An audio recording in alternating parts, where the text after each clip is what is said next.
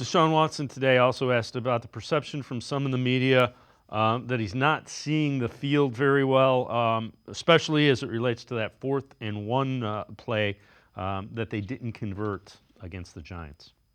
Because other people are not in the film room, so that would not everyone know exactly what the read was. That was a decoy, so that's the difference. Everyone can pause the tape and say, hey, he should have thrown it here, should have thrown it here. Every quarterback deal with that.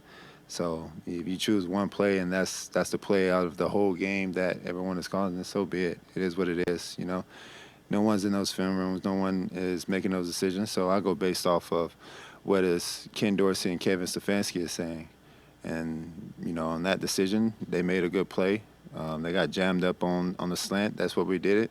The previous time when we scored a touchdown, I did the same as that read, and I hit Jerry. So, did I see it wrong then? So for me, it's just, like I said before, it's just I go based off what Kevin and Ken is making those decisions and how they're grading me on that. Again, that's probably very fair. But the thing I would say is then you better simplify the plays because the ball needs to come out quicker because you clearly 8 sacks, 6 sacks in 2 of your 3 games. That's unacceptable. You're going to end up winning 6 games like some of the national people were predicting. Yeah, either quick plays or bootlegs. Get Deshaun Watson on the move right away off the snap, roll the pocket. You got to do certain things to help your quarterback out. And it feels like they're trying way too much of the straight drop back game, really playing against their offensive line and what they're struggling with right now. And that's just basic protection, especially against these blitzes.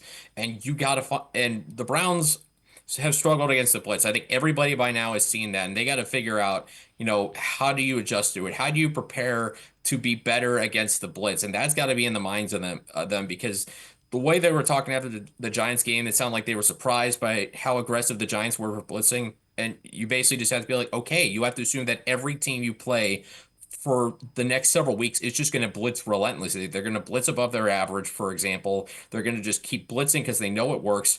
And so the whole week, I think Kevin Stefanski, Deshaun Watson, Ken Dorsey have to sit down and be like, okay, we have a banged up offensive line. What can we do to beat the blitz more consistently? How do we beat the blitz more often to the point where teams have to start backing off? Is it a running thing? Is it moving the pocket? Is it bootlegs? Is it throwback screens? What is it? Because what they're doing right now, again, isn't working.